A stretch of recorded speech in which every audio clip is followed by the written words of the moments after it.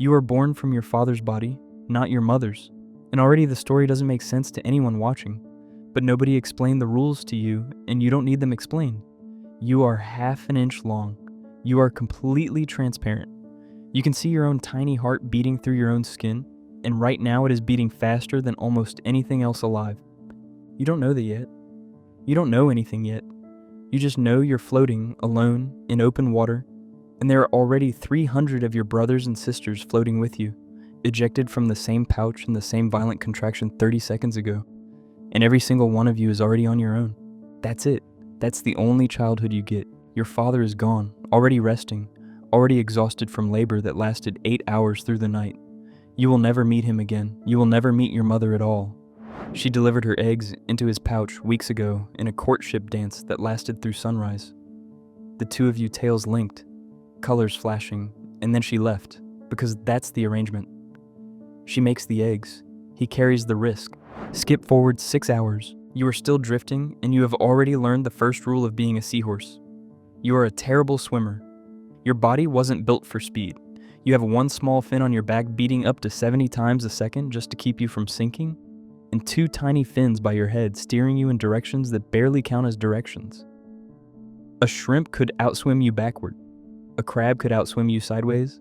Almost everything in this water can outswim you, and almost everything in this water is hungry. So you do the only thing you can do. You find something to hold on to. Your tail, prehensile, muscular, built like nothing else in the ocean, wraps around a strand of floating sargassum weed, and you hold on. Not swim, hold. That's your entire strategy for survival. Find something to grip, disappear into it, and hope the current doesn't rip you away before you're strong enough to grip the next thing. 90% of your brothers and sisters will not make it through this first month, not because they're weak, not because they did anything wrong, because the ocean does not owe any of you anything, and there are 1,000 mouths out here for every one of you. You don't know that. You just keep holding on. Skip forward 3 weeks. You are almost an inch long now, and something has changed in you. You've stopped being see-through. Color is settling into your skin, and not just any color. You can shift it. When you drift near a red sponge, something in your skin starts pulling toward red. When you settle against green weed, you shift green. It isn't instant, it isn't perfect, but it's happening, and it's the only armor you'll ever have. No shell, no spines, no speed. Just the ability to slowly, quietly become the thing behind you. You've also found your gait, the strange upright posture that makes you look almost nothing like every other fish in this reef. You don't swim flat, you hang vertical, head up, like you're standing at attention in the water, drifting past anemones and coral fingers with your tail curled loose, ready to grab the next thing that goes still. It's slow, it's strange, it's working. Skip forward 8 months. You are 4 inches long now, and you've found a place, a patch of seagrass no bigger than a car, tucked behind a reef ledge, thick with the kind of small crustaceans you've learned to hunt. And you don't leave it. Not really. Some seahorses in your species will live their entire adult lives within a few square feet of ocean. You might move a few yards in a day if you're feeling ambitious. This is your world now. All of it. Every threat, every meal, every relationship you will ever have is going to happen within this small stretch of grass. Your eyes have changed too. Each one can move completely independently of the other now. One scanning left while the other scans right, hunting for the tiny copepods and shrimp that make up almost your entire diet. You don't chew. You don't have a stomach in the way most fish do. Your snout works like a tiny vacuum, snapping shut in under a millisecond, faster than the human eye can follow, faster than most of your prey can react. You will eat thousands of these creatures a day. Thousands. Because your digestion is so inefficient that you have to eat almost constantly just to survive.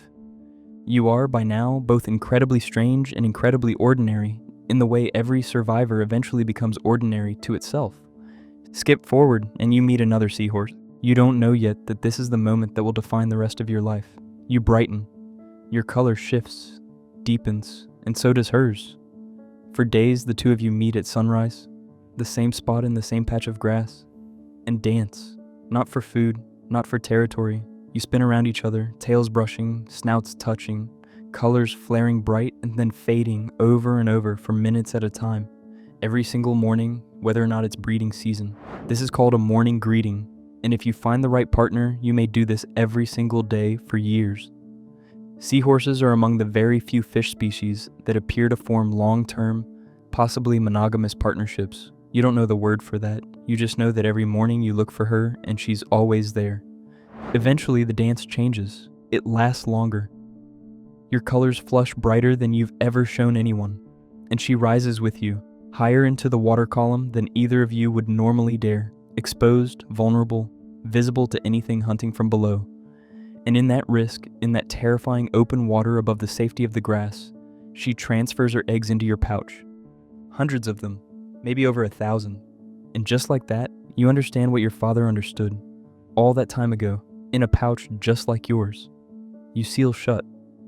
Your body begins building a placenta-like lining inside your own skin, feeding oxygen and nutrients directly to embryos that are biologically entirely hers, entirely outside of her body now, entirely your problem. For the next 2 to 4 weeks, you carry them. You regulate the salinity of the fluid around them, slowly adjusting it to match the ocean outside, preparing them for a world you will only get to introduce them to once. You still hunt, you still hold on to grass, you still do your morning dance, pouch swollen, colors bright, because life doesn't pause for pregnancy out here. There is no maternity leave in the reef. And then one night, the contractions start.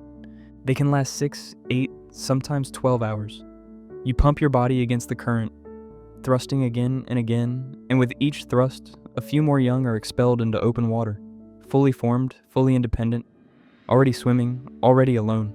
By the time it's over, you have released hundreds of tiny, transparent seahorses into the same dark water you were released into once. You are exhausted. You may not eat again for a full day.